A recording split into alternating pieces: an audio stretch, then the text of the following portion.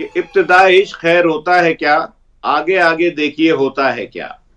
देखिए समाजवादी पार्टी का जहां तक नीलू जी स्टैंड है, तो हमारा ये बिल्कुल क्लियर कट स्टैंड है कि भारतीय जनता पार्टी की जहां जहां पर सरकारें हैं और वहां पर अगर इलेक्शन हो रहे हैं तो उनको सरकार से हटाना है, और जहां पर Bharatiya Janata party runner up रही है वहां पर उसकी सरकारों को रोकना है। हमारा गठबंधन उत्तर प्रदेश में कांग्रेस के साथ है और बहुत अच्छा चल रहा है, और लोकसभा में भी हमने कांग्रेस के साथ बहुत अच्छे से मिलकर के इलेक्शन लड़ा। देखिए समाजवादी पार्टी का एक ट्रैक रिकॉर्ड है। 2017 में जब विधानसभा के इलेक्शन हो रहे थे, फराज जी आप अपनी बात को कंटिन्यू करिएगा, लेकिन संदीप त्रिपाठी के लिए एक अच्छी खबर टैली में दिखाई दे रही है। कांग्रेस 1 सीट पर रुझानों में इस वक्त आगे चल रही है, 10 सीटों पर बीजेपी रुझानों में आगे चल रही है, 7 सीटों पर आप पार्टी दिल्ली विधानसभा में रुझानों में इस वक्त आगे दिखाई दे रही है। तो कांग्रेस के लिए एक अच्छी खबर आ रही है, वो कौन सी सीट है हम जल्दी से आपको बताएंगे, लेकिन ग्रेटर कैलाश से सौरभ भारद्वाज इस वक्त आगे चल रहे हैं। इसके अलावा दिल्ली में अब 18 सीटों के रुझान आ गए हैं, आप 7, बीजेपी 10, कांग्रेस 1 सीट पर इस वक्त रुझानों में आगे दिखाई दे रही है। पोस्टल बैलेट की गिनती अभी शुरुआती दौर में है और उसके बाद ईवीएम खुलेगा, लेकिन इस वक्त आप 7, बीजेपी 10 और कांग्रेस 1 सीट पर रुझानों में आगे दिखाई दे रही है। फराज जी अपनी बात को कंटिन्यू करिए। मैं ये बोल रहा था कि समाजवादी पार्टी का एक ट्रैक रिकॉर्ड हमेशा से रहा है कि हम लोग जो हैं, सांप्रदायिक ताकतें जो हैं, भारतीय जनता पार्टी की जो विघटनकारी नीतियां हैं, भारतीय जनता पार्टी की जो जन विरोधी सरकारें हैं, इनको हटाने के लिए हम लोग हमेशा से कमिटेड रहे। आपको याद होगा जब उत्तर प्रदेश में 2017 में विधानसभा के इलेक्शन हो रहे थे, तब भी हमने कांग्रेस से गठबंधन किया और कांग्रेस ने करीब 100 से ज्यादा सीटें लड़ी। उसके बाद में 2019 में बीजेपी को रोकने के लिए इस देश का सबसे बड़ा गठबंधन हुआ बहुजन समाज पार्टी के साथ, और वहां भी हमारे राष्ट्रीय अध्यक्ष आदरणीय अखिलेश यादव जी ने बड़ा दिल दिखाया, और बड़ा दिल दिखाने के बाद हमने अपने से ज्यादा सीटें उनको चुनाव में लड़ने के लिए दी। तो देखिए क्लियर कट है कि दिल्ली में ये सच है कि हमने अरविंद केजरीवाल जी का साथ दिया, और जहां पर जो भी दल भारतीय जनता पार्टी को जिस स्टेट में हराने में सक्षम है, हमको लगता है हम उसके साथ खड़े हैं। बंगाल में इलेक्शन होगा, हम ममता बनर्जी का साथ देंगे, बिहार में होगा हम आदरणीय तेजस्वी जी का साथ देंगे, वैसे ही दिल्ली में जब इलेक्शन हुआ तो जाहिर सी बात है यानी कि आप गठबंधन धर्म का बड़े मतलब एकदम सजगता के साथ पालन कर रहे हैं। संजय चौधरी जी आप क्या हमारे साथ जुड़े हुए हैं? आपके साथ आवाज आ रही है आपको? हाँ संजय जी आप ये बताइए, देखिए आप सब अलग अलग बातें कर रहे हैं, लेकिन इस वक्त दिल्ली इलेक्शन को लेकर, दिल्ली विधानसभा चुनाव को लेकर जो मतगणना चल रही है उसमें बीजेपी के लिए अच्छी खबर आ रही है। 10 सीटों पर रुझानों में इस वक्त बीजेपी आगे दिखाई दे रही है, और साथ ही साथ मिल्कीपुर को भी उसमें जोड़ दीजिए। वहां पर आप लोगों को क्या विश्वास है, क्या इस बार मिल्कीपुर सीट बीजेपी के खाते में आएगी? देखिए मिल्कीपुर विधानसभा के चुनाव प्रचार के दौरान मुझे वहां जाने का मौका मिला, मैं वहां पर गया था, और गांव में जाने के बाद जिस प्रकार से लोगों से संवाद हुआ, मैं निश्चित रूप से कह सकता हूं कि इस बात जाति की बाधाओं को तोड़कर, संप्रदाय के बंधनों को समाप्त करके भारतीय जनता पार्टी के पक्ष में 2017 जैसी हवा है। 2017 में भारतीय जनता पार्टी ने इस सीट को लगभग 26,000 वोटों से जीता था।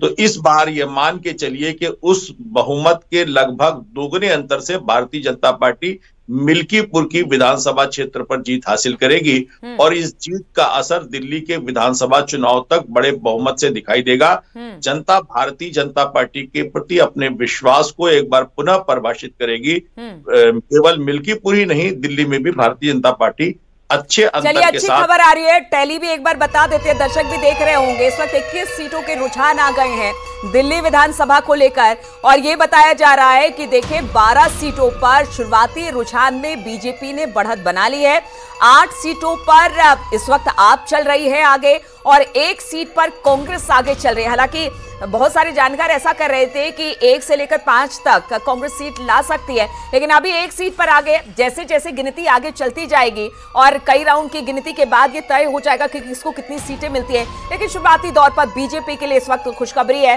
कि यहां पर बीजेपी यानी दिल्ली विधानसभा में 12 सीटों पर शुरुआती रुझान में आगे। हालांकि देखिए कांटे की टक्कर है, और आप और बीजेपी में, क्योंकि हमने अगर बीजेपी के नेताओं की बात की जाए, सरकार तो दोनों बना रही थी, आप भी बना रही थी और बीजेपी भी बना रही थी, लेकिन कॉन्फिडेंस के साथ ये नहीं बता पा रहे थे कि कितनी सीटें आएंगी। सीटें तो दे रहे थे, लेकिन फिर भी वो फुल कॉन्फिडेंस में नहीं थे।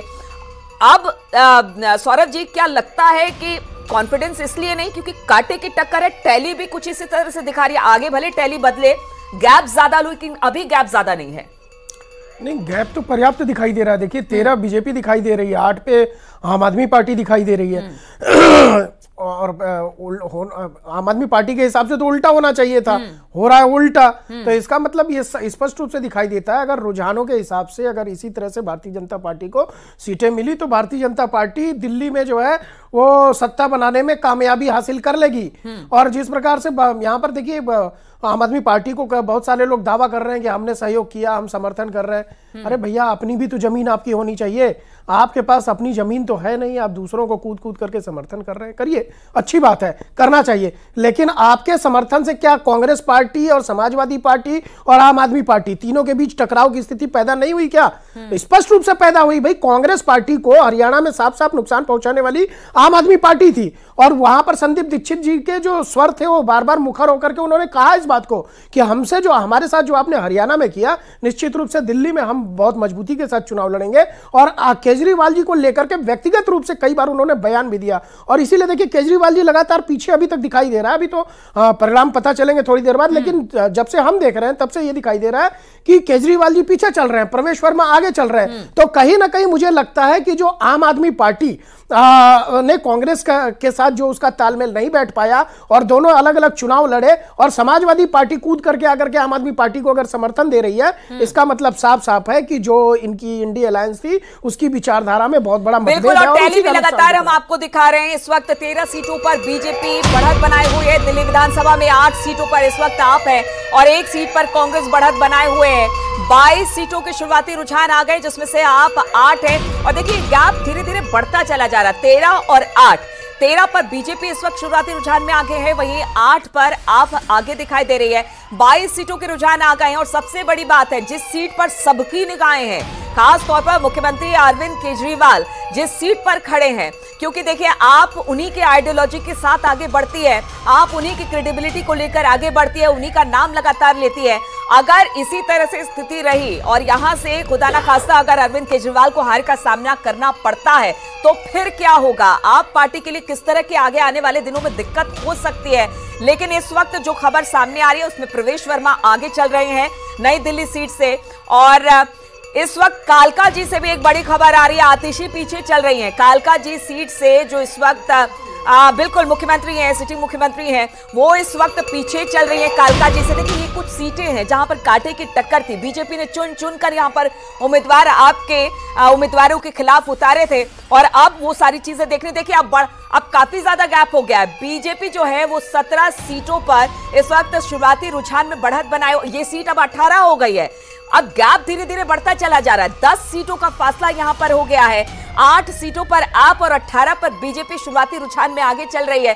संजय चौधरी जी, आपके लिए तो बड़ी अच्छी खबर है, 10 सीटों का गैप जो दिखाई दे रहा है